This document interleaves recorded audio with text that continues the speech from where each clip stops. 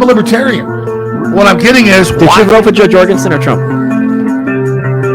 Who? Joe Jorgensen. That was the perfect answer. Thank you. Welcome, everybody, to the Libertarian Podcast Review. This is Tyler Yonke. We're getting into it. Today is going to be an easy one for me because I'm just going to do an intro and then going to set you right into the NoWayJose podcast, episode 132, podcast review, legal talk, and silly smut with Tyler Yonke. That's the show right there. I was on NoWayJose a week or so ago, and it was a fairly good discussion. It's a hour 23. First hour is pretty solid. We talk legal stuff. We talk family. I do have to make a quick correction when you watch it and listen to it and hear. He said, "Hey, how old are you? How old are you when you had your son, your first child?" I said 26. That's wrong. It was 29. I'm 50 now. My son's 21. Do the math. 26 is when I first got married, and then we had a child 3 years later, and there you go. On some other news here, I am going to be on Liberty Dad podcast. Today is, what's today? Wednesday, the 16th of February. Yes, a few days ago was Valentine's Day. I hope all your hearts and loves and dreams came true. Anyway, so I'm going to be on the Liberty Dad podcast. And then on this weekend, I'm headed down to Southern California to go to the California Libertarian Party convention. I'll be down there. If anybody's down there, I'm just going to mostly be there for the voting stuff on Sunday. Saturday, I'm going to fly in, see a friend, and probably be around there. So I'll be there all day Sunday. Come see me. Come say hi.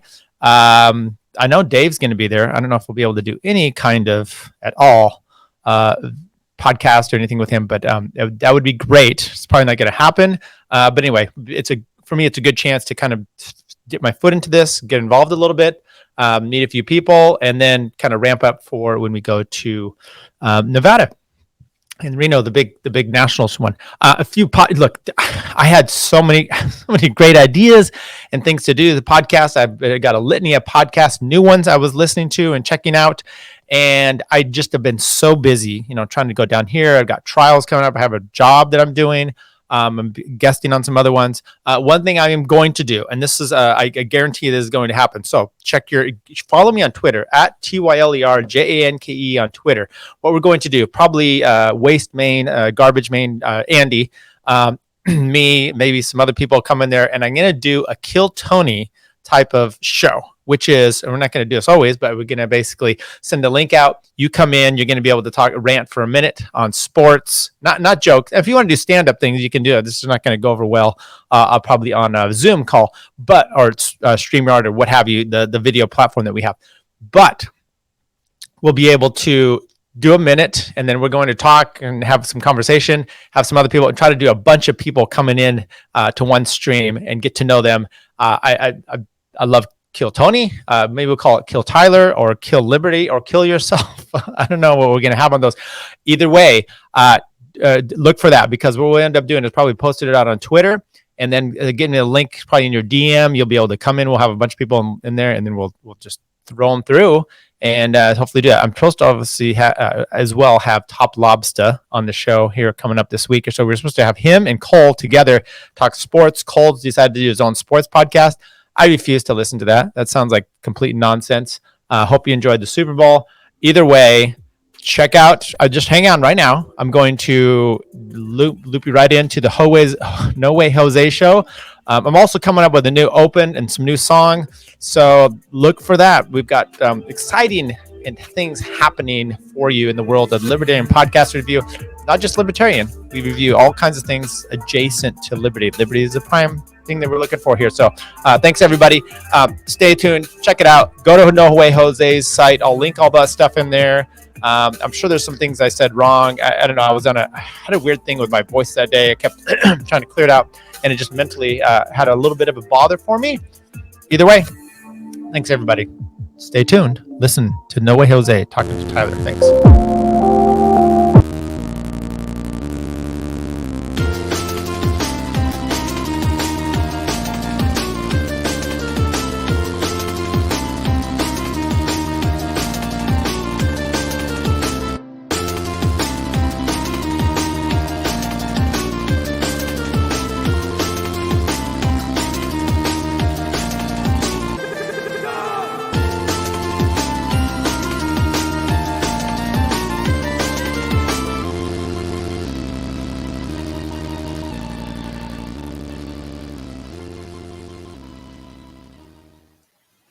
Hey, it's Jose Galison. You're watching NoWayJose. You can find me on the NoWayJose YouTube channel. You can also find me on basically every major podcatcher and Odyssey as well.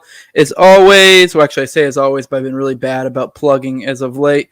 But that intro came from Justin Campbell. He does a lot of production work for a lot of podcasts. So if you have a podcast, you're looking for someone to help you out, go to him at jcamp1521.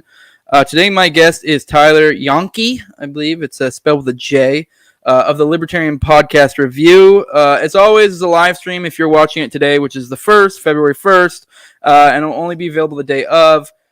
Patrons will get it immediately, so my patrons will have access to this because I'll put it unlisted or private after, and then about a week later I'll put it on public. But for the lowest level for patrons is $2 if you want to do that. It's patreon.com/NoWayJose2020.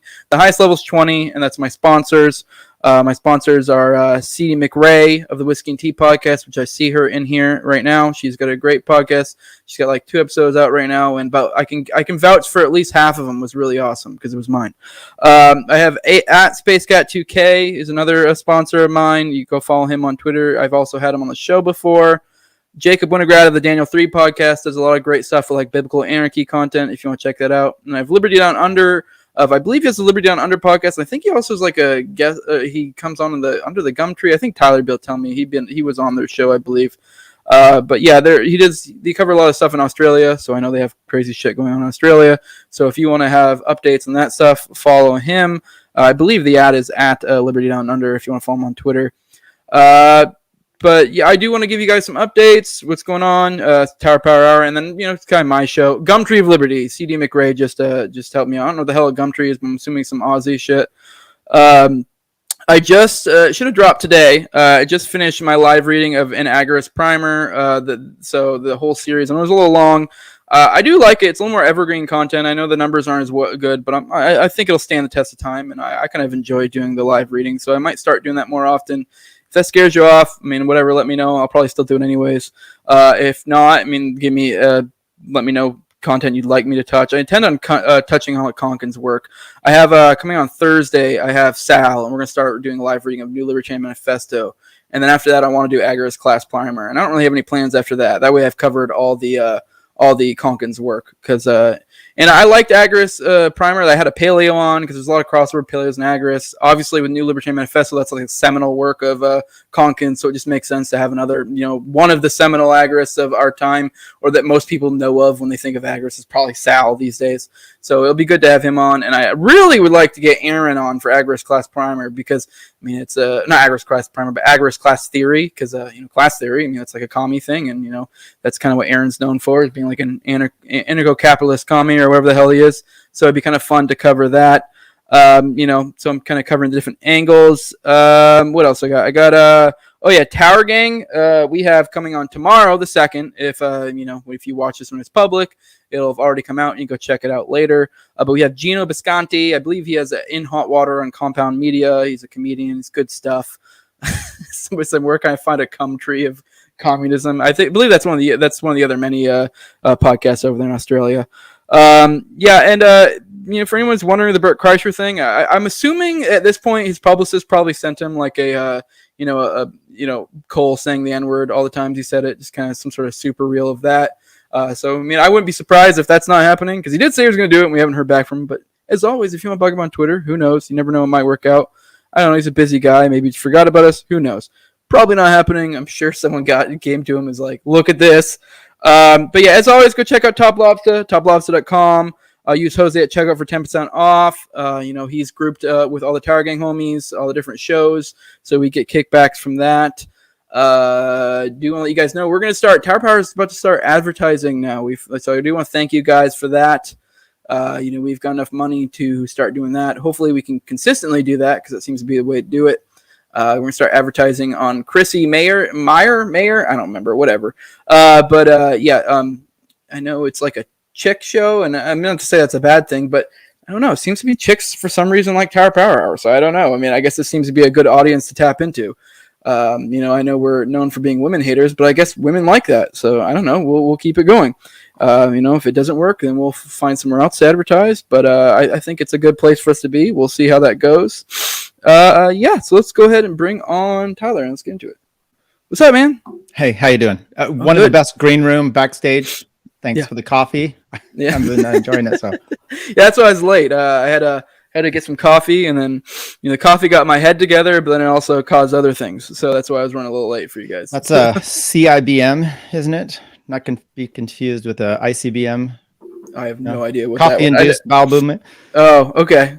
And I know ICBM is some nerd shit, I believe. I don't know. I don't speak Intercontinental ballistic missile. Oh, I was thinking it was what was I thinking of? I'm thinking of some sort of like computer thing. Maybe that's something else. I don't know. You're going to have to evidently spruce up your computer stuff for the El Pulpo. I don't know what you're doing there. Scrum? I don't know. We'll touch on that. I feel like we'll touch that in a little bit at the end. Right. Because that way I'm not hassling my audience too much of the smut. But it is going to go to a good cause. I mean, we'll touch on that more if you've listened to this whole episode. We'll go more into that. I don't want to, go too much in this month, but it will go to a good cause. It's going to go to help fund the medical bills for NCR, neocon remover. His wife got shot. I made the joke that it was me, and I feel bad, but not bad enough to pay for it myself. So here's my contribution. Right. Yeah. You want to go ahead and introduce yourself? I know my audience probably mostly knows you, but I don't know everyone, so it's good to go ahead and drop your name. Yeah, so my name. Who you are, what you're about. Tyler Yonke. But I'm okay. I'm done with the last name trying to mispronounce or to pronounce it. My kids never get it right anyway either. It's Tyler. I'm the legal counsel for Tower Power Hour. I think that's what I'm going. People may think I'm really busy with that. But when you have Cole and the retards he goes after, no one's smart enough to be filing suits. So I'm not getting any lawsuits right now about that. I am an attorney. I have a podcast, Libertarian Podcast Review. I just review podcasts and clips, and that's kind of where I've. Oh, we're here to talk about the biking one. I don't know if you got your signals crossed up here. Oh, you want? I will go deep into cycling, and I know how much you love that. So sports. It's what you and I are going to talk about. Yeah. Sports. I played a lot of sports, but I don't like watching sports. Seems a bit of a surrogate activity. I'm just kidding. I mean, if you like watch sports, it's your thing. I'm not one who can sit and watch. I actually don't even I watch UFC every now and then, but usually my wife likes it more than I do. I usually just fall asleep on the couch just because I'm like, I don't know. I'm more of a doer and I don't really like to watch, but that's just me. I don't know. I do want to touch on your show a little bit. I don't want to let that go because I do think. I do think it's a great idea. The show you got your Libertarian Podcast Review. It might be a slow grind, but I do think as more people find it, it's a great resource. I'm a little bit biased because you do seem to have affinity for me, so my clips seem to get in there a lot. So but on the real though, I do think, especially the joke is that everyone has a podcast, so it's like it's good to have. Between I know you do your deep dives where you'll go into deep like certain people's podcasts and review them so people can get a good idea of what to fucking check out, and then on top of that you do the clip show, which I believe that was sort of my idea, maybe a mixture of both, I don't remember, but either way that's great because then people can find like the podcast of the week. I highly suggest people check it out because it's good stuff. It's a good way to hell right now I was looking at my YouTube or whatever and all my podcasts I have to watch, and I'm like, Jesus Christ, I can't even watch all this. Like, I don't even know what to do.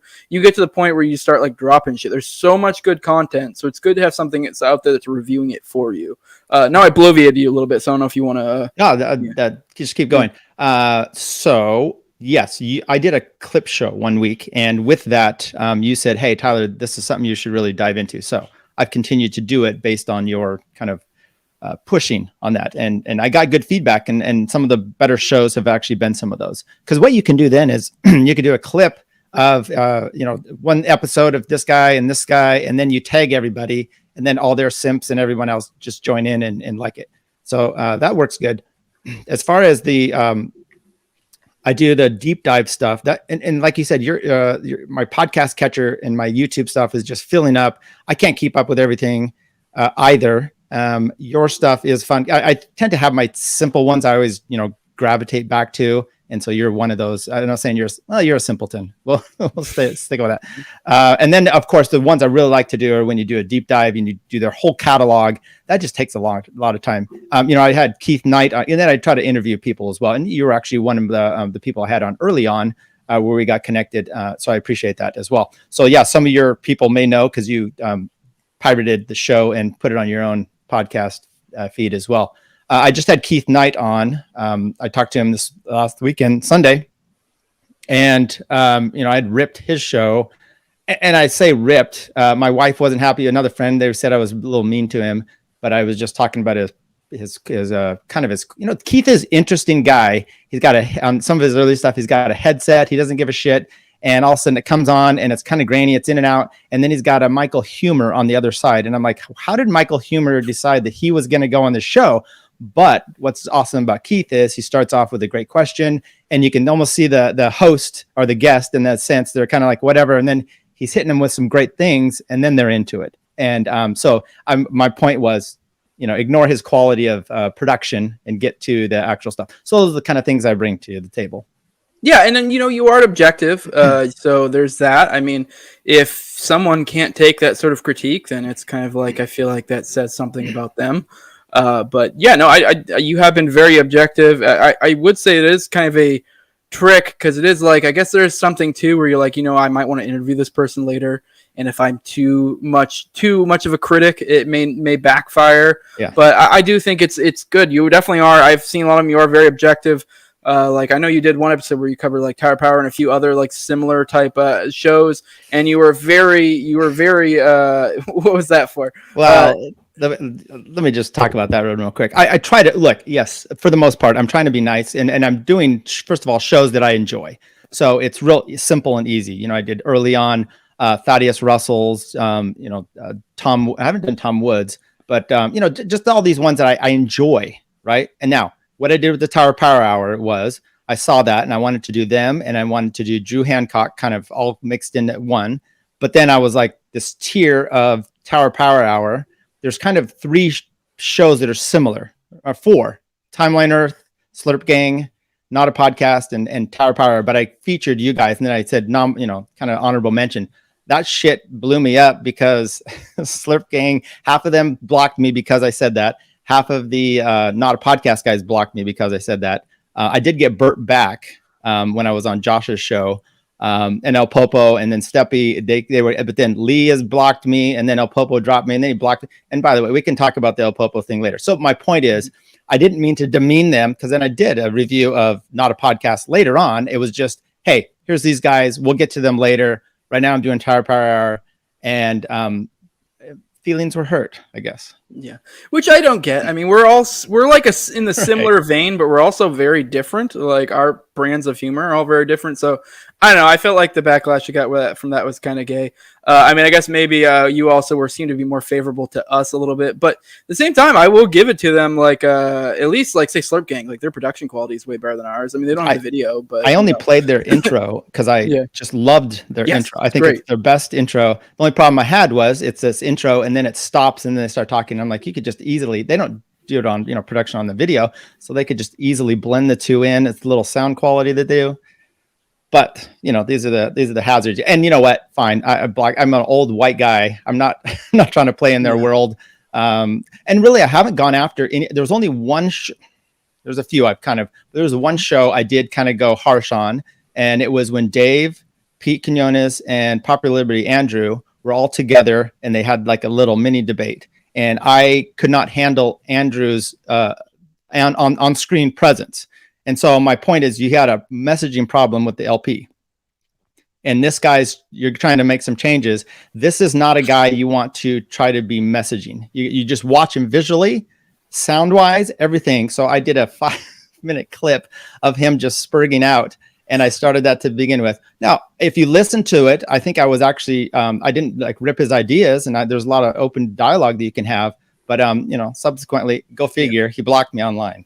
Oh, really? I like Pops. I mean, but you did kind of. Well, I'll tell you why he did. Harsh, but okay. So this is what I tweeted at him. He was going off about his stuff. I'm just not a fan of his thing, but I'm open to it. Okay. So I started this thing off. I had some dialogue with Pete, and he was kind of nipping at the side because Pete was doing all the work against me, which was fine. Pete's mutual, and I like Pete. And then I quote tweeted Andrew, and I just basically said, Andrew wants you to be a part of the GOP. I said, someone who's been there for 30 years, I said, it feels like the GOP is your mom. She's a whore. Okay. She's been sleeping with every 2 spit dictator around the world, and Andrew is the son complaining that you're not being respectful to his mom. I'm like, I've been there, I've done it. Have it. You can go stay with your whore mom all you want. And so that would block me. But I mean, to be fair, I would say I do remember that actually, and I actually. I mean, maybe I probably wouldn't have blocked for that, but I don't blame him either. Because I don't either. I don't have a problem with blocking. I know. I like when it comes to blocking, like I mean, there's some people I'll block just because they annoy me or whatever. But for the most part, I generally am just looking for bad faith actors or people who are just like. And to be fair, that one rides the line. I'm not gonna lie because. But then again, maybe you haven't followed him as much. I know his intent isn't to take over the GOP; it's to use aspects of it. And I mean, I have my critiques or whatever, but I get where he's coming from.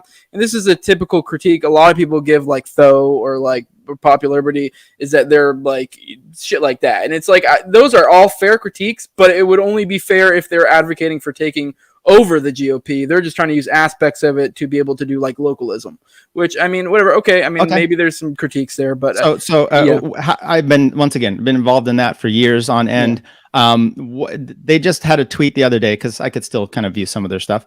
And it was something like, what has the Libertarian Party done for freedom? And I'm like, so what's the GOP driving the speed limit idea, right? The Malice says, what have they been doing? And I'm not saying either one is working, but maybe, I don't know. It just feels like I've been there, done that. I've tried that. I'm just not interested. It doesn't mean that it's not good. Maybe he and his mom will work things out and she'll stop whoring herself out.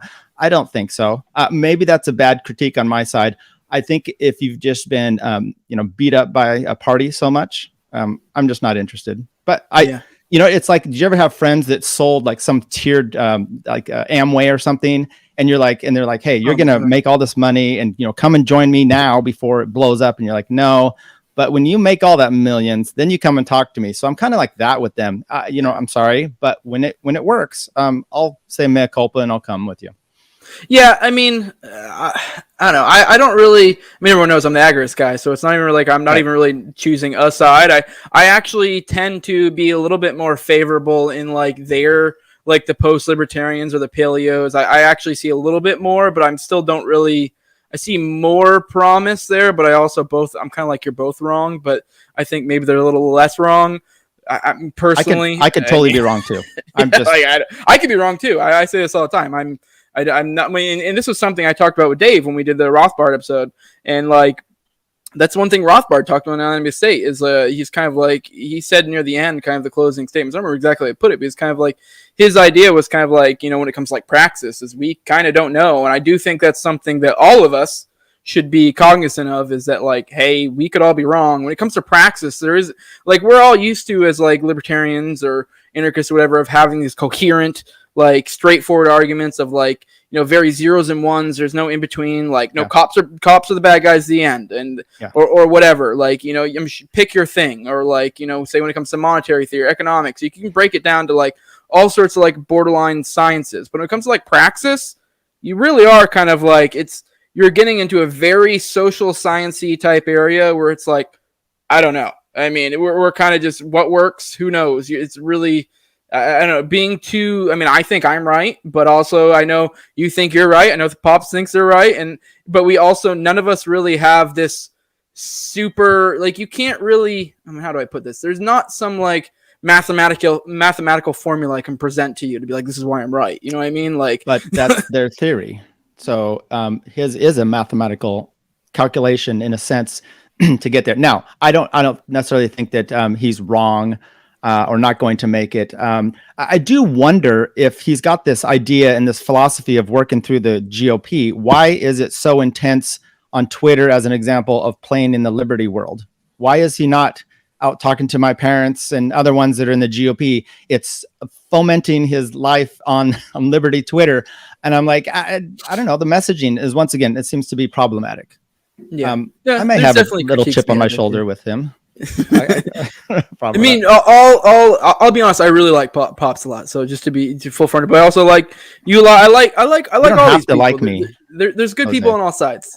And by the way, Andy in the chat said GOP has been instrumental in proliferation of gun rights.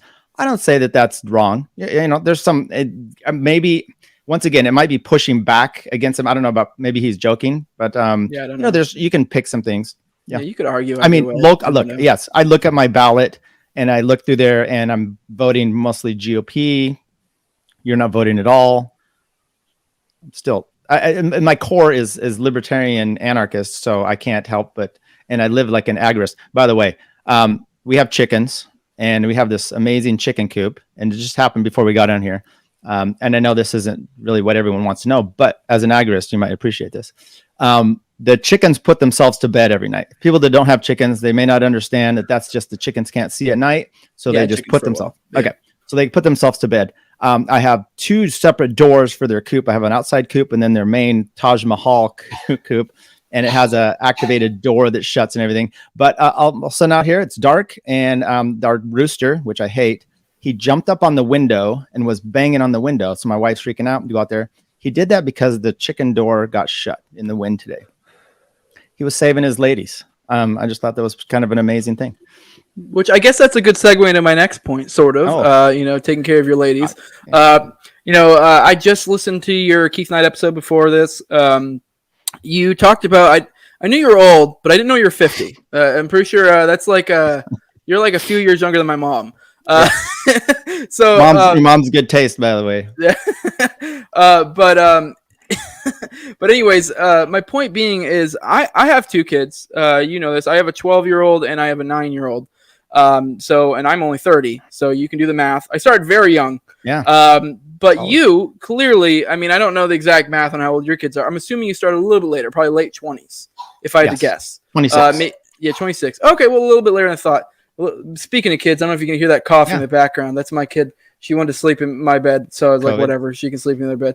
I don't know. They have been a little bit, but I'm not an idiot that's going to go bring them to the doctor over a little sniffle, because that's dumb. They're fine, but they have like a low-grade fever. But anyways, my point being is I kind of wanted to get I guess it doesn't work as well as my point because you said 26, but you've had kids throughout. So I kind of want to know what your thoughts are, because you had kids a little bit older. I had kids really young. So I know there's a lot of fuck-ups I made because I was young, but there's also probably a little bit of a benefit of having them young too. I've been thinking, me and my wife have been talking a lot lately about having another one. I'm not ready to have another one right now. I want to wait a couple of years till I'm in a spot where I have more time, because if I have another kid, I want to have the advantage of being a little bit older and having, typically what goes with older age, being economically better off. I also want to set it up to have my life be more agorist in a sense, more counter-economic, to where I have more time. Essentially, I have multiple revenue streams. I'm, kind of doing more stuff from home. I want to be in a spot where I have more time to devote to another child. But I also want to have a similar amount of money. So I want to be in a good economic spot and also have a lot of time to devote to the kid. I think I might be able to get there in a year, 2, 3, but not too far off. But I'll be a little bit older, and I'm looking forward to it. I'd like to have another one. The kids are getting older, but I kind of want to get your thoughts on having kids as older. If you feel like getting any benefits. Say something with like peaceful parenting or whatever. Because like I know for me, I spanked when I was younger because that was just kind of what I knew. I feel horrible about it now. I mean, I learned fairly early on to kind of like, what the fuck, this doesn't do anything. Kind of trial and error. It doesn't seem to work for shit. And then also like, I don't know. I just feel like that probably has long lasting effects. So, my second kid, I was a little bit better on, and I'm not saying the second kid's better, but you can notice some things from like, I think that might have been a little bit better not to spank, and I can kind of see the benefits from that one. So I guess I want to get your thoughts on that as being father, especially like being a little bit older. I don't know if you had this, if that your age in any way helped you in that regard. I'm a little curious. I thought you might have been a little bit older than 26. So question. No. No. So my oldest is 21, right? Mm-hmm. Youngest is, my wife and I combined. I had 2, she had 2, we combined. So my 2 are 17 and 21, and then we have 15 and 18. Yes, people are. What I've seen older parents, they're my age now, having younger kids. I have some friends like that, and it makes me tired looking at them because the energy it takes to get down on the ground, hang out with the kids, do all these things. I'm so glad that we're in a spot where the 3 of them are all driving. I mean, it's crazy. The insurance and everything is a hassle. I would encourage, and by the way, if you're asking or you're kind of thinking about, I'll wait till I have money and I'll do this. I just don't think those kind of plans work. I think you just have kids when you're ready and you make it work out. and you know that you've already had two. If you're going to have another one, just do it when you want. And I would say, I haven't had them, you could say I'm older, but like I said, I've had friends that are even older having younger kids, and I just don't. And I see a problem with sometimes with that when they're older too. It seems like, I don't know why the connection, but sometimes the older parents seem to have some sort of a coddling thing with the children that I just am not a fan of. I mean, my kids are. No, I'm an asshole. Yeah. And my kids are just one of my daughters was just talking, and people can like this or not, but she's in college and she's like, "Oh, Mom, I'm going to get a nose ring." And my mom and my wife says to her, "Okay, but you have some siblings that may ridicule you for that." She didn't get a nose ring because of that. And that's pretty harsh in our family. We're pretty I don't know, not mean, but keep each other in check. So another question or issue for you, if you're going to think about this, would be the age difference between your kids now and then having another one. Put them to work. Actually, yes. They could be utilized as daycare or what have you. Child labor. Yeah. I don't know. Being a parent, I was just thinking about this actually today. It's funny you said it. Best part of my life is having my wife and my 4 kids. I actually adore my wife. She's the best thing I've ever had. And I love my kids. When COVID first hit, everything was shut down. Kids weren't hanging out with their friends or whatever. And we took this little long weekend trip, got an Airbnb and just went and hung out. It was the best time because my kids are fun. They're witty, they're smart. And I finally forced them to hang out with me. So good times. Yeah, no, it's funny you brought that up. It kind of reminded me of something like, I know I was still active duty military whenever the lockdowns or whatever happened. So I got a lot more time off work. And so it was great being home a lot more often. And I guess that kind of reoriented me to be more even want to get out because it's I want to have more of this. But it's funny, the worst and best thing of that was, it was I got more of my family, but and this may sound a little fucked up, but also part of the worst part was getting more of your family because you do want a little more alone time. But then on the flip side, when I was when I was active duty military and I was deployed, it's the same thing. Being gone from home, the worst part of being gone from home was not being your family, but the best part of being of not being there was not being with your family. Right. There's no responsibility. I mean, not that I was out there doing anything crazy cheating or whatever. I was literally just working, and you're on a military base. It's not I mean, it wasn't out there. I was a mechanic, so I was just working out, going to sleep, and that was it. You worked 12-hour shifts. You didn't have a whole lot of days off, and it was just work and work out. But at the same time, it was kind of nice to have time to focus on you. But it was the worst thing being away from the family for that long. So it's kind of funny. I do want to point real quick. I think someone said in there that I still spank. Now I don't know if you I don't know if I spoke wrong or something. No, I don't spank at all. No, yeah, I don't spank. I go ahead. I was just I'll talk about that. Actually, that's interesting. You had mentioned something that's similar to me, which I went on David Brady. You've been on there as well, and he did ask me kind of about that situation. And I'm not Road to Providence. Providence. Thank you. Yes. I spanked my kids ish. My mom and dad definitely. I don't remember my dad doing that so much, but he was a big guy, so he just looked at you and you're a little scared. But I did that, and I regret that. So, if you were having another child, you would probably do things differently. And I would bet you're not going to be like that parent that's old, first having kids, and they're kind of in a different way in their life because you've had two other children. So you have that third one. You know how the more kids you have, the less likely you are to take them to the hospital. You just matter of fact, I have 2 older sisters. And I cut my finger off when I was 1 year old. Now, my parents did take me to the hospital, but my mom was like, this, unless your finger's cut off, that's our standard. We're not really doing these kind of things. You get more and more leeway as it goes out there. I don't spank now because my kids would hit me back.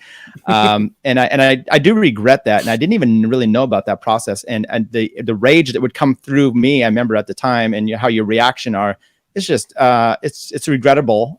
Luckily my kids are pretty good and can take a right. Cross. Yeah. Rogue popped in with a super chat with his weird European money. I don't know what I got out of that. It could be $100. That could be about $350. I don't know. A big age gap between them is a good idea if you want them to fight less too. Less work for the parents, not having to solve the squabbles all the time. I mean, I don't know about you. My kids are 9 and 12, so this weird, I guess you could say transformative time in their life where they're kind of transitioning from being they're both girls, so being both little girls to kind of, so if anything, they're almost at an annoying bickering phase in them. And so if anything, that's actually something we've said to them because they want another kid. And I'm like, I don't know right now because as much as you guys bicker, I don't know if I'd want to have another kid to feed off that energy. But I don't know. If you want them to fight less, I don't know. Maybe it would make them fight less. I don't know. Well, when there's a bigger age difference, you're not going to have a teenager, physically fighting with a 2-year-old, right? Yeah. But when they're just a few years apart, our kids scramble. We meshed these two together. I had boys, the oldest, and then the girl, and then there was a girl and a boy, and the two boys fought. But they are like, everyone's like buddies now because they're somewhat close in age, and that is fun, right? When you finally get past all this crap, you can just enjoy yourself as long as one of them's not a criminal or something.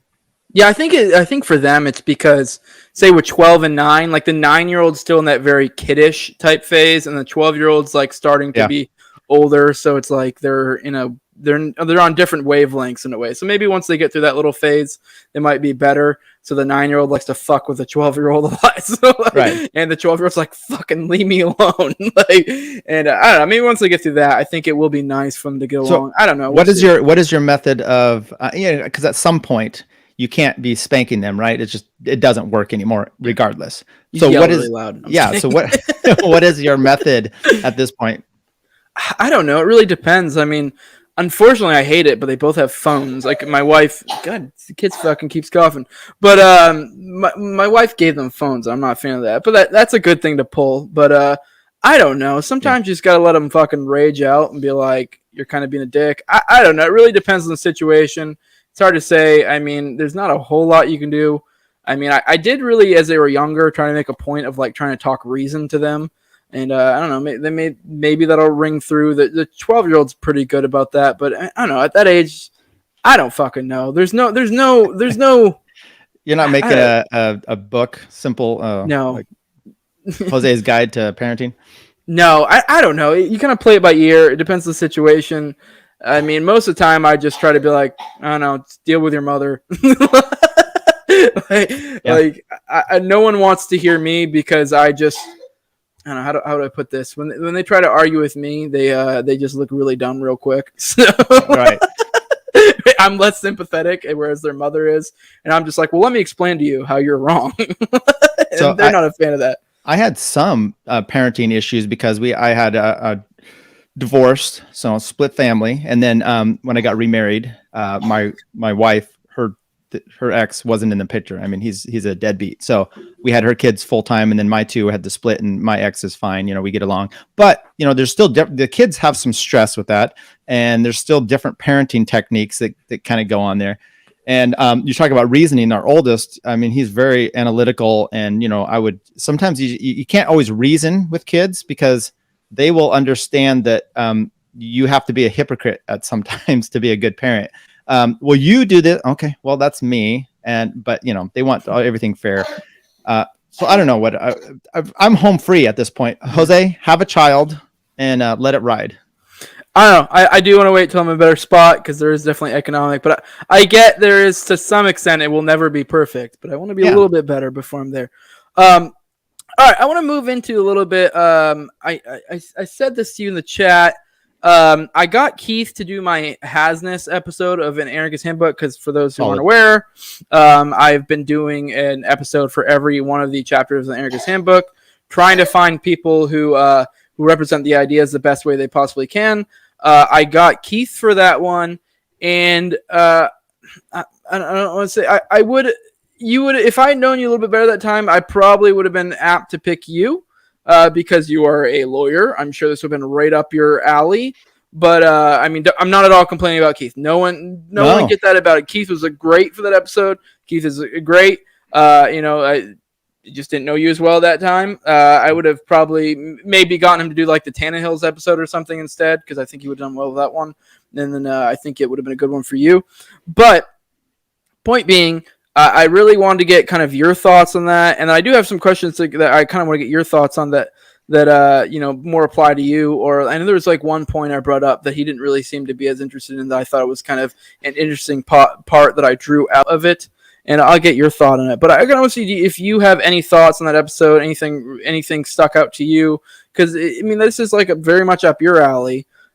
Dealing with the law or whatever, and being an anarchist lawyer, it's kind of interesting, to get your insights. So I guess if you had any takeaways from that, and if you have anything, if you had any I guess I'm just repeating myself, but I'll let you go.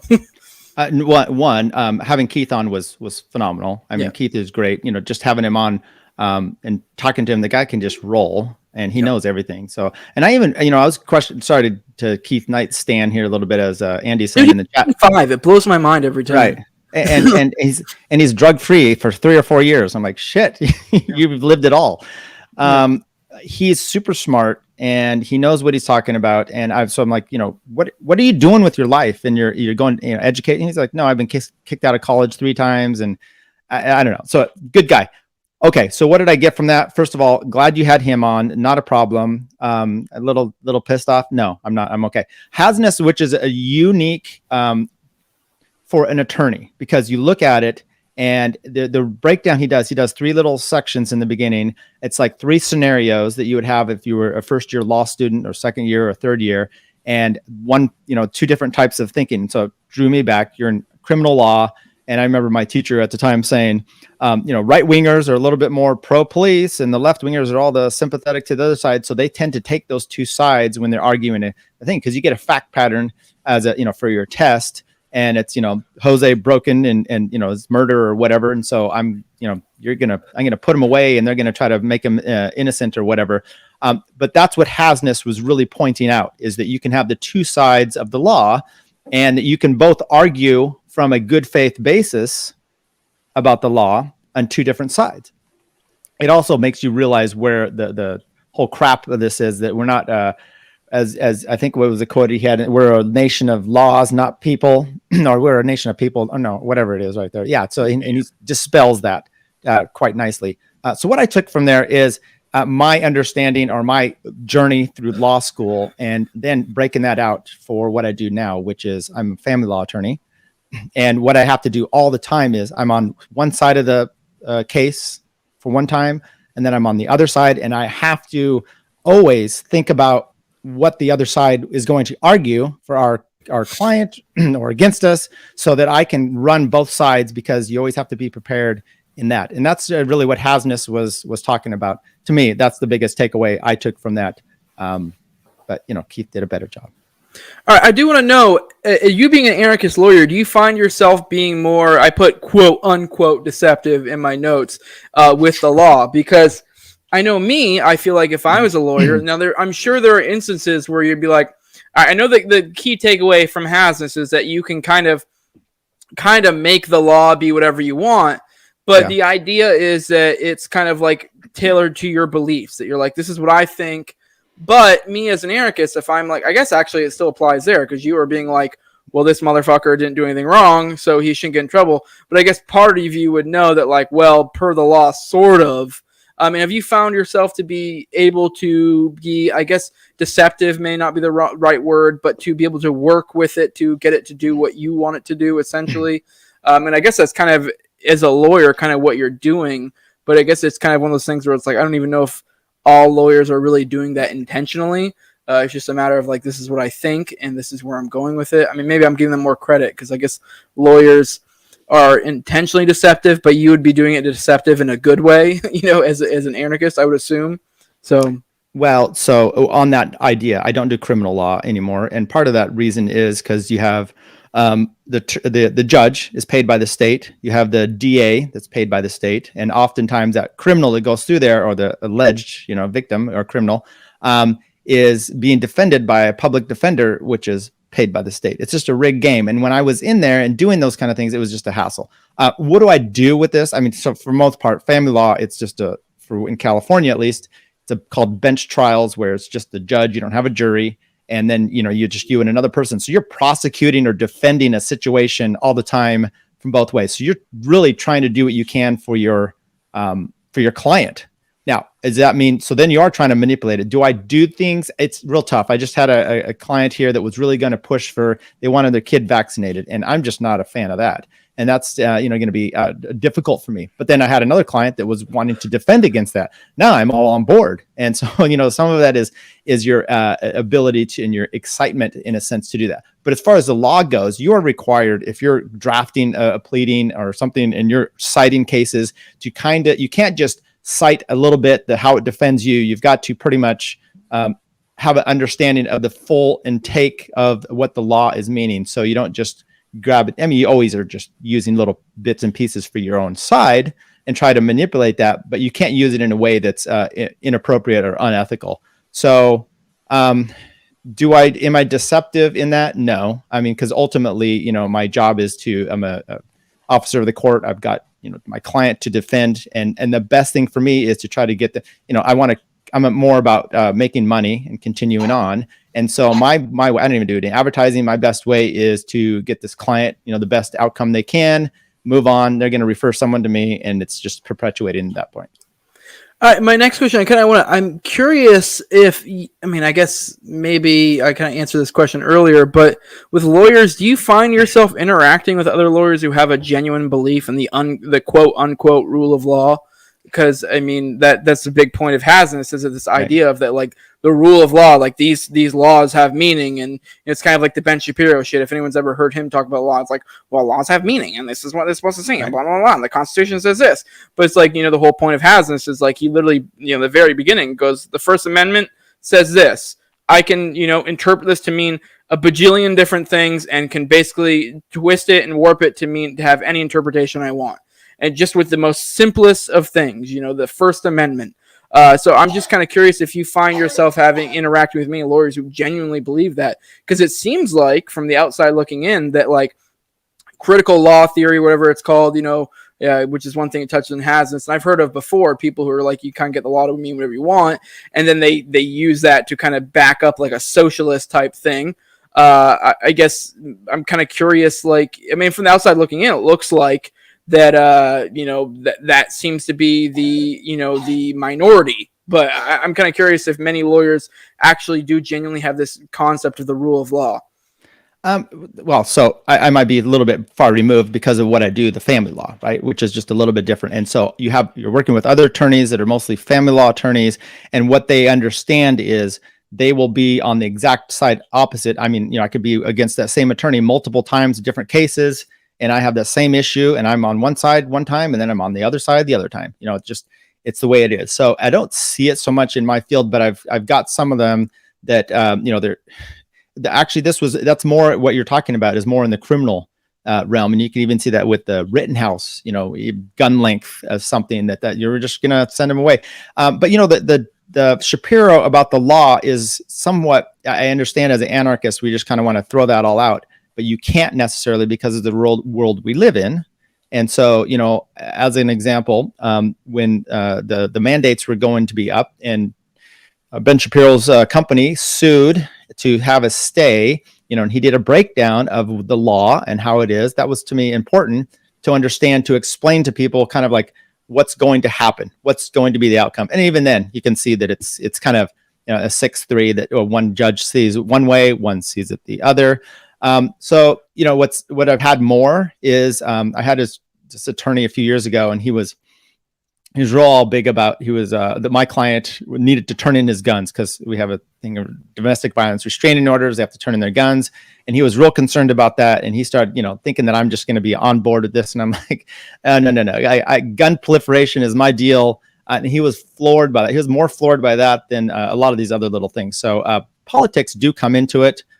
People's view of the law, other attorneys, a lot of these attorneys are just trying to, I'm more concerned actually as an attorney of ones that are looking to just turn and burn, which they're just causing their clients to have to pay bills over and over.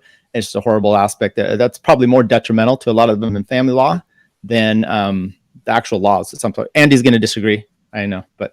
All right, my last question on the Hasnes type thing. There was something I brought up, and I really thought it was a really interesting thought when I was reading through Hasnes, and it wasn't something explicitly said, but I thought it was kind of interesting, and Keith didn't seem to think it was that prolific, so I'm kind of interested in your thoughts on it, because one point Hasnes goes into is the illusion of the rule of law comes from the uniformity of those in like the judicial system or whatever. Like, usually I mean, especially if you're talking about from like, I don't know, like, I mean, it's not so much nowadays, but especially back in the day, it'd be like they generally are coming from a middle class to upper class background. I mean, they usually were white people. They usually were men. And so one thought I got from reading that was, especially with our, the big thing is like diversity of strengths, blah, blah, blah.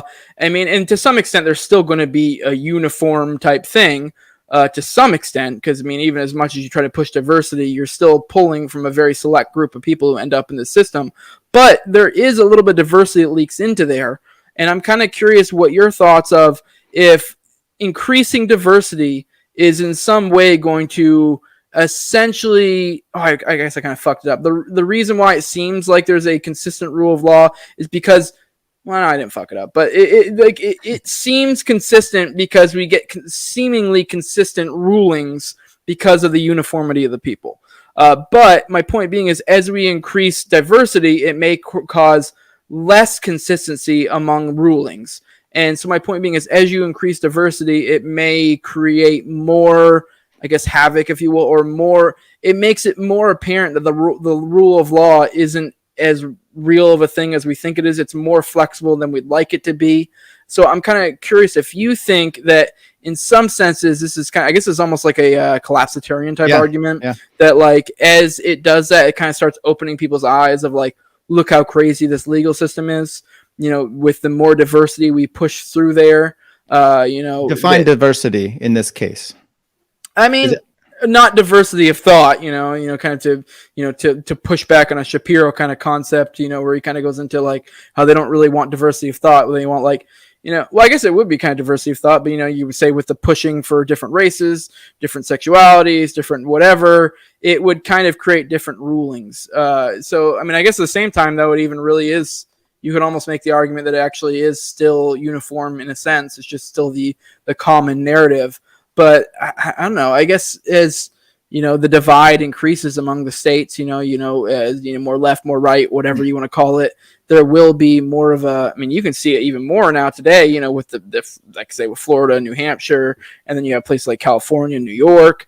I guess the more apparent it becomes a huge differentiation, and there isn't really this consistent rule of law. I guess I kind of want to get your thought on that. If that could possibly kind of lift the veil for a lot of people.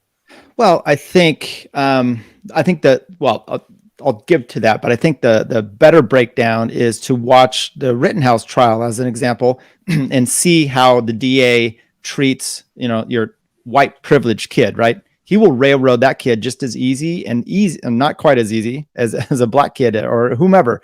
And that happens out there all the time. Now, do you want to have the collapse happen while you're trying to, and what I mean by this is, so you've got case law, which establishes a lot of, it's kind of the common law that you would have, but it establishes rulings and rules as we go along. Now in California, we have a lot of statutes. The legislature creates a bunch of rules and statutes that you have to then adhere to. And that's actually the bulk of what we have. And sometimes they make a statute and then they realize it's not attainable, or, these rulings are overdoing it. So they have to write them. And so you get different changes going there. Now, if you're trying to have custody and there's a law or a statute that doesn't make sense and it's collapsing, and because one thing I really try to do is I take my clients, take their issue, and I tell them, here is likely what's going to happen if we go to court. The best thing I can do, people always ask, do you win or lose all the time? Well, it's family law. It's really about, did my expectations come true? That's the best thing I have for my clients. We go into court. I'm telling them, here's, you sit down, you're going to have this happen. The judge is going to say this, the bailiff's going to do this, and everything is happening as I laid it out. They're coming away from that going, oh, this guy knows what he's talking about. He's been there before. And then the ruling comes out similar as well. So for me, the best I can do is that. Now, which that means is I can only predict that if I think the judge is going to rule in a certain way. If you start having this collapse, and now I'm defending Andy, we're going to court, he wants custody, and this judge decides to just go way off the rails from what I'm telling him to do, and it's going to be, now that's really detrimental to him or to whomever it is. So they may not like that collapse. So it depends on how I see this, and do I see a diversity happening? I've already I'm in one of the courthouses where it's like 8-10 judges. So it depends on which one you get. They're going to have different ways that they rule. Not everything is just an accounting problem that you may have. So the question I would ask is, do I want this to happen? And it probably needs to happen. A lot of people are going to suffer in the meantime. But there's a lot of crap that happens with the judicial system, our criminal justice system. And I think the best thing that really happened for us is you can see the the Rittenhouse, where you can see the mistreatment and the ease of the DAs to get there. Did I answer any of that? I don't know if I. Yeah. So was that the one that you said Keith wasn't quite sure on? Well, I thought it was an interesting insight, and then maybe he didn't seem to think it was as much. No, I think it's a fascinating insight, and it can have great, just like the collapse of our society can be great when you come out of it. But if you have to be in the meat grinder as it's happening, that can be really tough. Yeah, it's a mixed bag for sure. Yeah. I mean, and I always try to, I guess people accuse me of being collapsitarian sometimes, but I don't really look at it that way. I think it's more about recognizing what's happening and adapting to what's going on. And with a collapse, there comes a rebuild of some sort. So it's a matter of just, reading the signs and moving where things go. Because people see collapse as just the end of the world. And it's like, no, just as a rebuilding of a new one as well. But if you hang on to the old, it's going to be bad for you. Let me ask this. So you're a collapsitarian. I get it. I not necessarily, but okay. You don't panic about it happening, right? Mm-hmm. You maybe are pro in a sense, or I mean, I guess it depends. I guess for me personally, on my end, it's more of like I wouldn't want a collapse to happen tomorrow. I don't think I'm prepared. Okay. Because I was wondering if maybe your attitude is because of your preparedness or not. No, I think that's a lot of people, right? Either they're so in the shitter, they're like, yeah, just bring it on, or they're so prepared, they're like, yeah, bring it on. And then there's that vast amount in the middle that's either unsure, or they just haven't ever put their lives in order, or someone's always taking care of them, daddy, government, or whomever. So they just can't imagine a world where they're not, taken care of. COVID happens and they just get free money. Yeah. No, I mean, I hesitate to call myself collapsitarian because it's not like I'm begging for a collapse or I want to collapse. Like if a collapse happened tomorrow, I'd probably, I don't necessarily say I'd be fucked, but like I'd be definitely a lot less fucked than other people because I feel like I've seen a little bit of writing on the wall, so I'd be a little bit more prepared than most, but not as prepared as I'd like to be.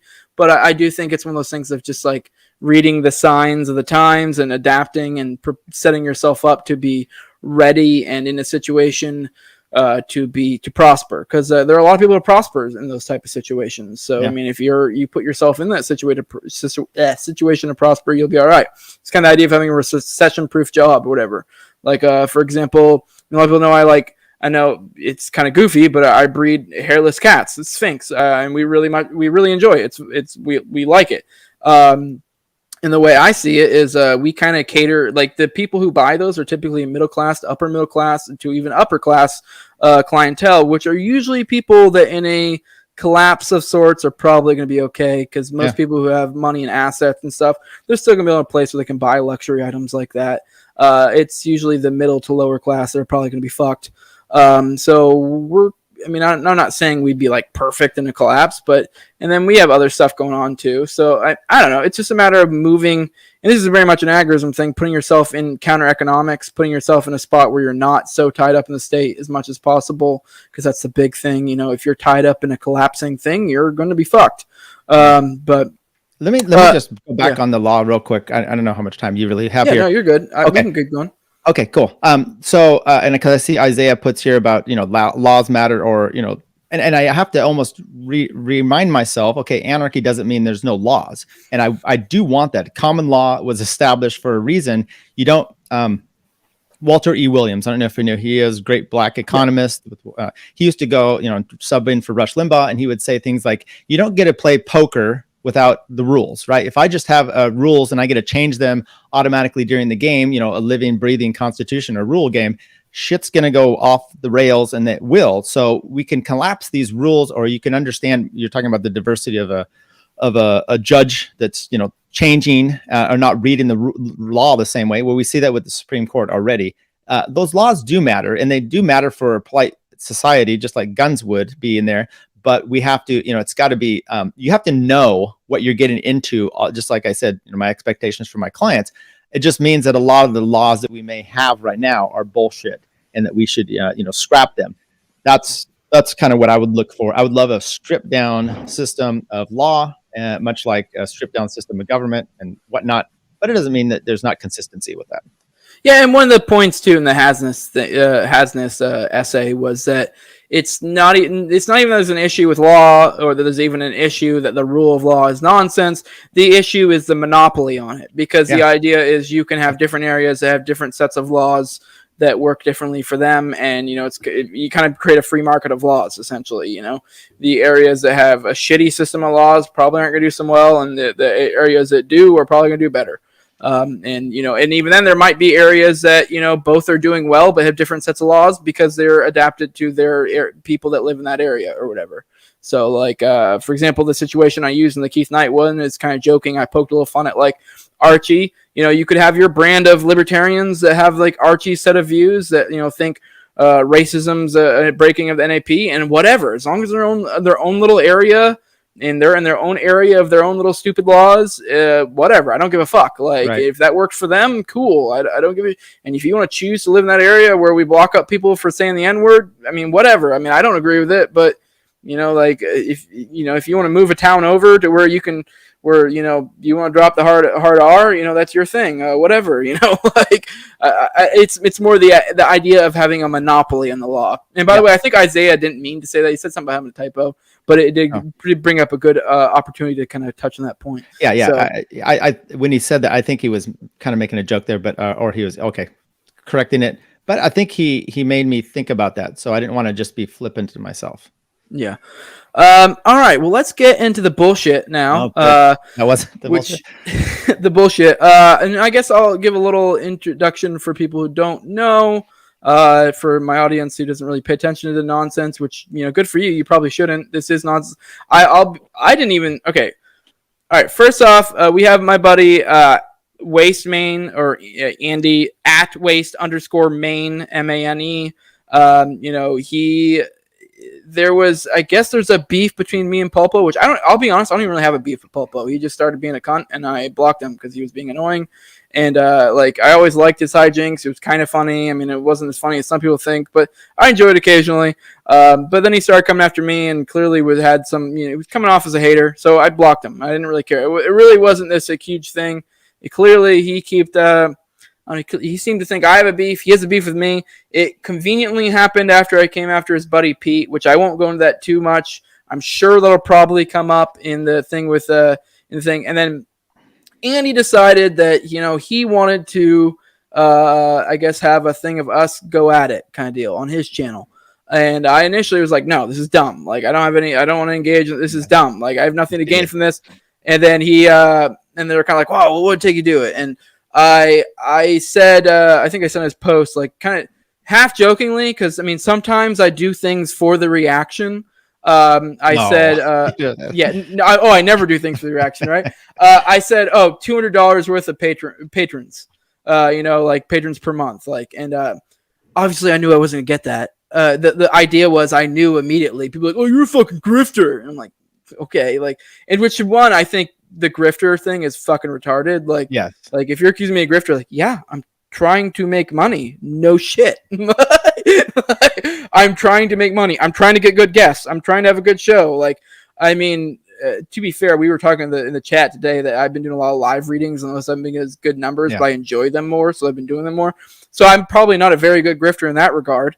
But either way, I was doing it just because I knew people would show their ass and kind of just like draw them out to look like idiots.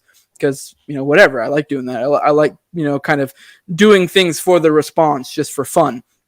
But anyways, and then he kind of, I guess he found out a bunch of people actually kind of were like talking about having enough money to do it. And then he mentioned neocon remover, which I didn't realize. I assumed because he had raised a bunch of money that the medical bills about handled. Neocon remover is a great follow on Twitter, and he's a funny guy. And a while back, his wife, I don't know this story. I don't think he really gave a full story, but somehow his wife got shot at the range or some shit.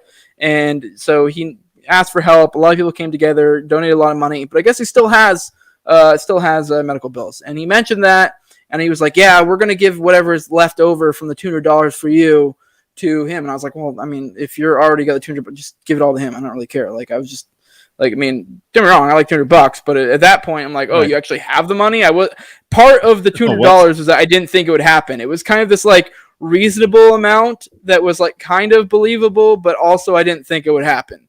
So, and it did happen. I was like, well, just give it all Neocon remover. And so now it's actually happening. I kind of fucked myself over by saying anything, but I'm glad it is actually going to go to a good cause. So supposedly me and Pulpo, which supposedly have a beef, he has some beef with me. We'll get into it more. We're going to have it out. Which, I mean, I've said already that I just intend to just be like, okay, what's your beef? And then I'll address each issue. I mean, and for just to let you guys know, it will for my audience that's listening, I likely will probably repost it on this channel later to increase, to kind of help get more money to Neocon remover. Yeah. God, my fucking cat. But jumped up here. But to get more money to Neocon remover, kind of increase the awareness, I'll probably drop the link and stuff. Because, if I do want to help Neocon remover. I like him. He's a nice guy. I've never had an issue with him. I know he does stuff with like Pulpo, and I don't even really have that much of an issue with Pulpo, other than he's kind of being an annoying cunt. But like, yeah. So I think if there's anything else I haven't really dropped, I guess I've kind of covered it all. He supposedly has beef with me. We're gonna have it out. It's really kind of dumb. You're gonna do it live on Andy's show. Yeah. Yes. And it will initially be. If you guys do want to find it, go to at waste_main MANE. And he has in his fucking bio, he has his Odyssey channel. So it will be there. Go follow him on his Odyssey channel. It will be Odyssey exclusive, probably week 2, 3, however many later. I may or may not drop it on my episode. Obviously, if it gets super crazy, if it gets into like weird territory that's like super, I don't want my audience to have it. But as long as it stays relatively not too horrible, I'll probably repost on my channel to increase the reach to help. Not that I have some amazing reach, but to help out Neocon remover. But yeah, I don't know if there's anything I missed, let me know, but I guess I kind of want to get your thoughts on it. I don't have to go too deep into it. I guess maybe if you have any preliminary thoughts on the quote-unquote fight. Well, he said it's in his pinned tweet too, so just go to Waste Main and you're there. I had offered, if you weren't going to do it, to come on as your counsel to defend you. Now I don't know if that would be possible. It's a look. Lead the fifth the whole time. Talk to my lawyer. Right. What's interesting about this whole thing? So there was, and I could get into too much. People may know that some of the backstory goes way back, and I have some of this because some of you guys reached out to me showing me some screenshots of this lady that was threatening to sue and said, "Hey, take a look at this." I'm come back and said she has no shot in hell. Whatever, do your own thing. And so then there was back and forth. Stacy comes into this thing way after the fact and makes a big deal. Then there's the Pete issue, blah, blah, blah. And then by the way, apparently it was all because she's an alcoholic and she's clean now. So it's all good. But go on. Oh, well. I don't know if you saw that. she's cured. Sweet. So this is happening on the timeline, and I never jumped in there because I didn't want to jump in. I knew if I liked any of it, I would be blocked by these guys or whatever, and I just didn't have any game in it. And so that was happening. But then at one point, Pulpo jumps in, and he is very serious about the outrage of this. And I'm like, this is a guy that appropriated Michael Malice's name and was telling, hey, if you here's a free troll for your Facebook friends, post the N-word, and just doing shitty stuff like that, and it's funny. And suddenly he's white knighting, and I'm like, I can't take this serious. So I said, hey, I have screenshots of some of the debate. You want to see this? And then I posted his balls, which he had done. That's kind of how he got people to do it. But he had said no. He said, no, I don't want to see it. And then he was just upset and he was going through this. So he blocks us all. Perfectly fine. I don't have a problem with that. My problem with Pulpo is that he unblocked me. That is the true sign of, if he were to reblock me, I think I would even lose less, respect for him. The fact that he unblocked me seems, I know I'm joking to some extent, but if you're a true wigger, you're not going to back down from your original block. So, I don't know what to say about the whole issue. It seems to be funny. He's white knighted for Pete on there, and I think that's perfectly fine. I mean, I don't know really I do have a problem with. I should shut up. I mean, if you want to, sure, but I mean, whatever. I guess we're trying to hype up the fight a little bit. I will give a little more context for those who aren't aware. Essentially, Stacy threatened to dox me, and at that point, I think it was Reed had contacted Pete, because for those who aren't aware, Stacy, I guess currently is and was his girlfriend and fiance, Pete's girlfriend, fiance, and I'll be honest, I'd blocked her a long time ago. And I know a lot of people give me shit that I was like still shitting on her behind a block because she never blocked me back. But I do that. I do that all the time because it's like I'm trying to bully you into blocking me back. As soon as you block me back, cool. We never have to interact with each other again. And she threatened to dox me over the whole fucking, chick who, because I essentially had a take on Reed's show forever ago. There's some chick who, I think it was Kevin Hobby or whatever, something about that he had hit his girl or whatever. And all I had said is that we have very little context. All he said was he pushed another her. One here. Yeah, I know, whatever. But he had said he had pushed her, and I'm doing around. That's not okay. But I was also like, we have zero context. So there were all people being crazy on social media, dragging. There were actually, and the funny thing is the initial reason why I got caught up in this is because I was actually defending her, because people were giving her shit. Saying that that she was all wrong or whatever. And I jumped in kind of like, I don't get why anyone's going crazy on either side. There's very low context. People shouldn't be doing this. This is inappropriate. Yeah. And I was actually defending her. And but I also am kind of just being, objective about both sides. I'm kind of just like, we have very little. He in a tweet admitted that he pushed her and he's ashamed of it. And that was all. That was all. I mean, don't get me wrong. That's not good. But we also have zero context of how that happened, why that happened, anything.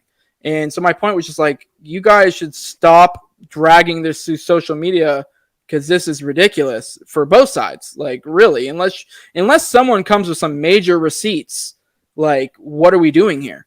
And then people went on this crusade, making out like we were okay with hitting women, especially because I made a reference to a Bill Burr bit that where the joke is people always say there's no reason to hit a woman, and the joke of the Bill Burr is yeah, there are plenty of reasons, you just don't do it, and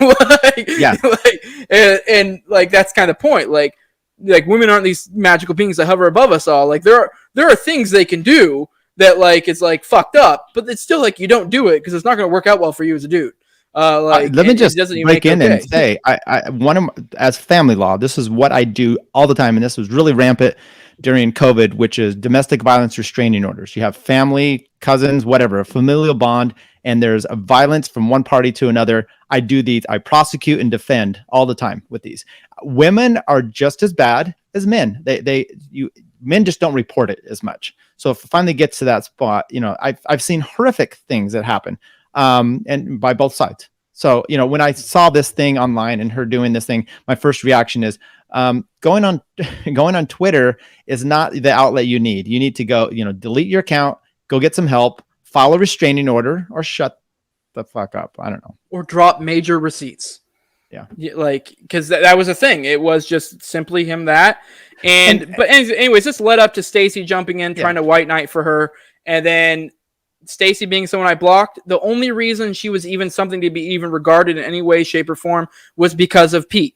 And someone had already contacted Reed had contacted Pete behind the scenes, like, hey, what's going on with this? And he ignored him, just never replied. And I'll say right now, if Pete had said then and there that, hey, I don't really want any part of that, then I would have just gone after Stacy. But we all know if I had dragged the fuck out of Stacy, that Pete would have probably came in and tried to cause some shit. So I went right straight to the source, the only issue. And I told him, when she threatened to dox me, I called him out. I said, fucking control your hole. And that's what a lot of people know, the whole thing. That's where it came from. I said, control your hole. Right. I said, get your house in order. And I was not retained at that moment. I would have restrained you. No, I'll be honest. I knew what I was doing. I knew what it was, but she had threatened to dox me. And not to say that I would I was really honestly that concerned about being doxxed. I mean, a lot of people know I use a fake name. Yeah. It's not even necessarily I really have that much to cover up, but I like having a shred of anonymity. It's just nice to be in this circle and not have to worry about that, but it's nice to have a little bit of anonymity. And, I knew I actually thought I might get doxxed from doing that because I knew I was essentially aggravating a response. That's essentially what I was doing.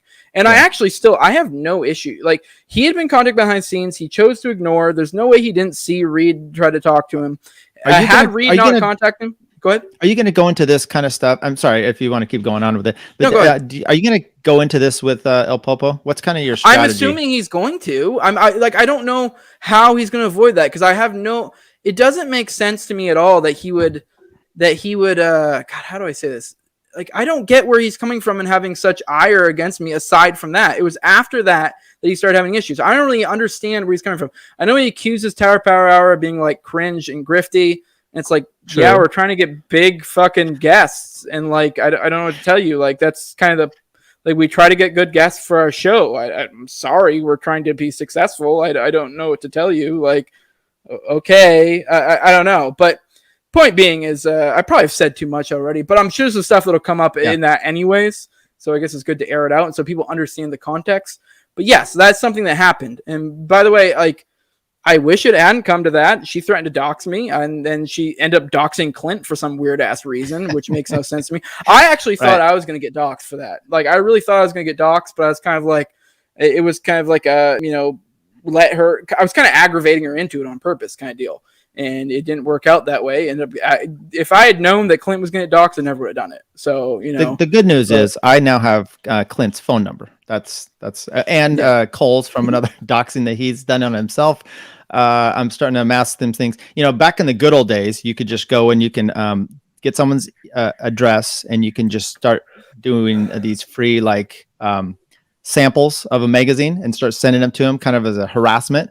That doesn't really work anymore. So I'm trying to figure out when and where I'm going to use these this info I have on these people. Yeah.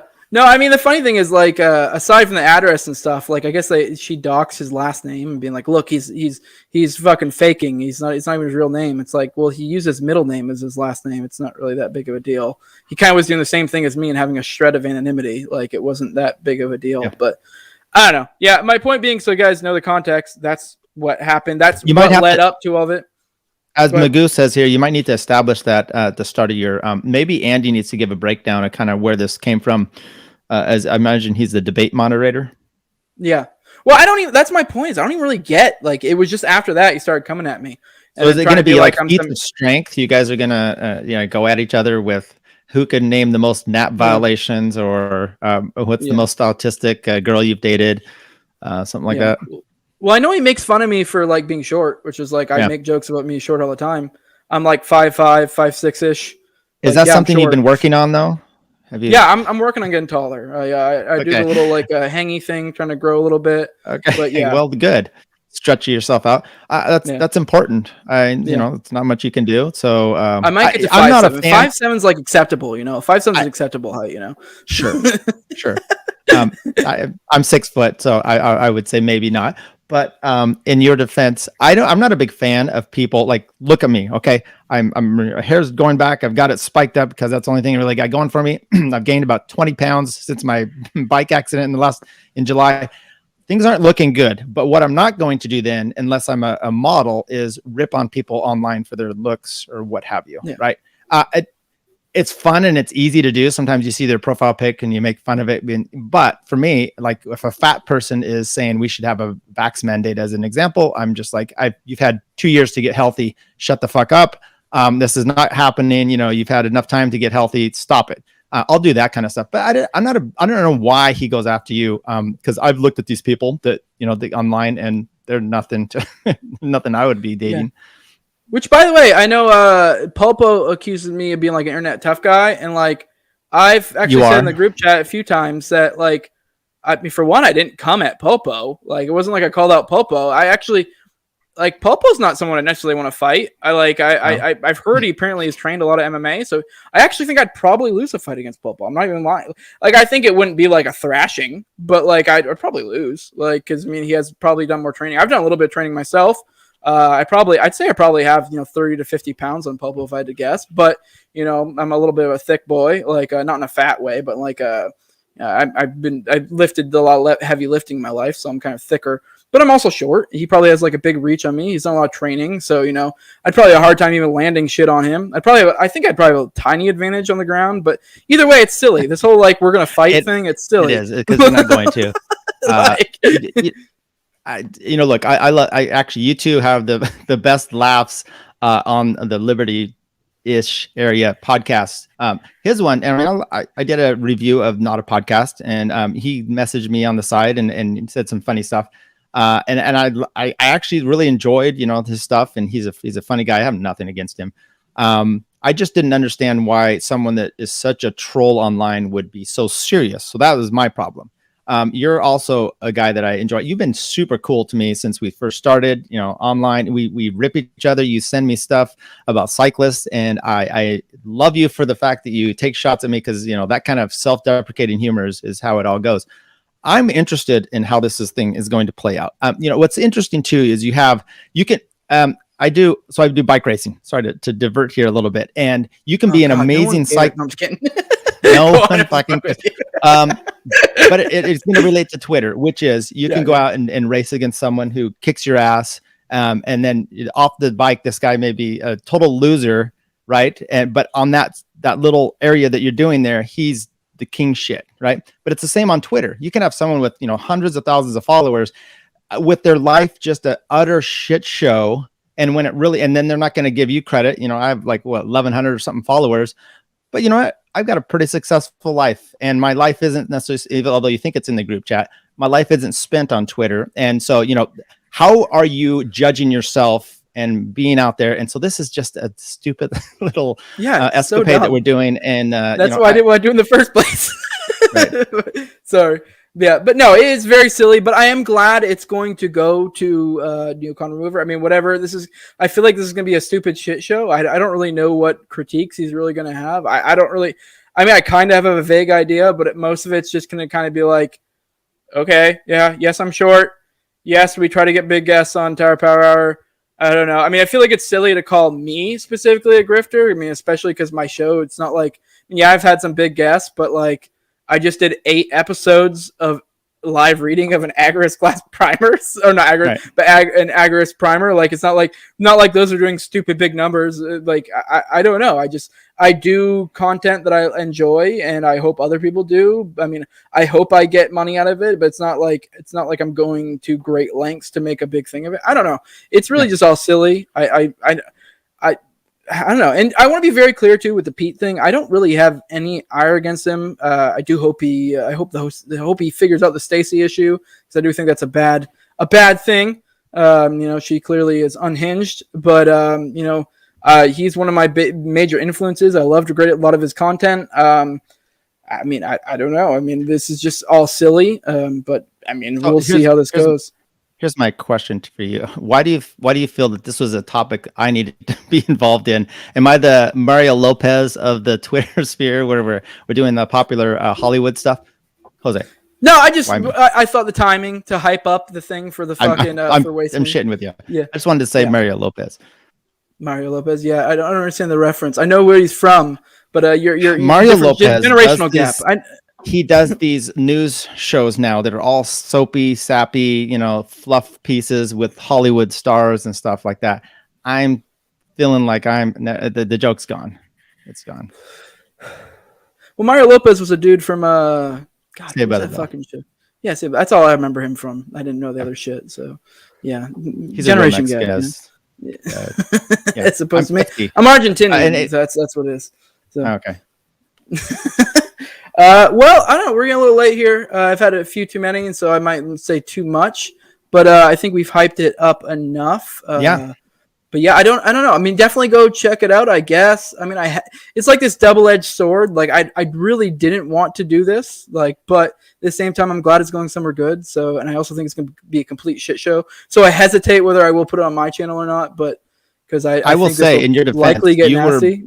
You were very resistant in the group chat against Andy about doing this. You're like, nope, not happening. So the money to Bert's wife, Neocon Remover, was the tipping point. And kudos to you for doing that. Yeah, I mean, it was pretty fucked up once he was already like, yep, we already have basically a few $100 ready. I'm like, oh, okay, well, fuck. Like, I really didn't want to air this all out on this shit, but it's all going to probably get aired out anyway. So, I mean, it's either going to go great and you guys are going to be friends afterwards, or it's going to be just like it is. Oh, I doubt it. We'll be friends after. And you know what? I don't even necessarily consider myself an enemy. He seems to have more of a chip on his shoulder than I do. Like I said, all I did was block him because he's being annoying, and he just kept going. And like, whatever, here we are. Like, he seems to have a big issue with me. I don't know, whatever. That's why I said, like, really, the way I'm gonna approach this is kind of like, well, all right, let's lay out your issues, and I'll address them one by one. So, you know. Well, I will say, Jose, you've never blocked me. You've been a stand-up man for me, so I'm pulling for you. But I have no ill will for Pulpo either. No, I don't really either. I just kind of hope he stops being an annoying cunt, but that's about it. You know, Okay. At least towards me. Like I just blocked him once once people come at me from a position of hate. I'm like, okay, well, I'm just gonna block you. I don't really like why. I totally, you're block heavy on the timeline, and I know what your reasonings are as far, and I think it's helpful, right? You're doing a lot of it so that you don't have to see that crap. The Nick Sarwak as an example, or so that those people aren't reporting you. And I think that's solid. And also, I know this sounds a little bit shitty, but part of it too is when you do that, they just, a lot of times it makes people more unhinged and they become your greatest promoters. Yeah. So, well, you know, whatever. I think that's what got the Stacy thing going, actually. Yeah, I guess so. But I don't know. I don't know what I hope out of this. I hope Neocon Remover gets a lot of money. I guess that's really all I hope out of all this. Definitely go check it out. I guess go ahead and drop your plugs, and we'll finish this up. All right. Well, just Tyler Yonke. You could see it on the screen there, or for those listening, it's TYLERJANKE at on Twitter. Go there. I got a link tree of everything. My podcast. Check it out on Odyssey, everywhere. Hit me up if you're interested in me listening to a specific podcast. Right now, I'm pretty nice to everybody, but at some point I will, there's a bunch of shows. I've been thinking about maybe taking an episode, breaking it down, and kind of just really going harsh. But you know who's been doing that great lately? Dave Smith. He's been taking some podcasts or some episodes or things online, and he and Robbie break those down. So what am I going to do? That's kind of what Dave's doing. Tyler, and that's me. And find me out there. Follow me on Twitter, and that's all I've got. Yeah, and this is NoWayJose. You can find me on the NoWayJose YouTube channel. I'm all the major audio podcasters, Odyssey as well. If you want to follow me on Twitter at 2020 NoWayJose. If you want to support me, patreon.com/NoWayJose2020. Once again, I cannot apologize enough. This shit came up for my people. I try to keep this more like a more serious content, but this is something that's happening, and it is going to a good cause.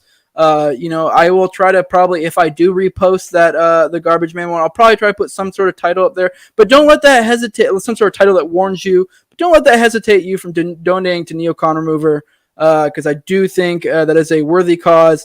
Neocon Remover is a great account, great guy from everything I've seen, and help out our own kind of deal. So all the I think it's on Garbage Man's or Waste_Mains channel. You can find the place to donate. Go check that out. Like, share, subscribe, comment, all that good stuff. And once again, go to at Waste_Main. And even if you don't want to watch it, I'd suggest don't watch it, but fucking go give money. So even if you don't want to watch it, or if you like to roll in the shit like the filthy pigs we are, then go for it. And with that, we are out. Thanks for everyone who showed up.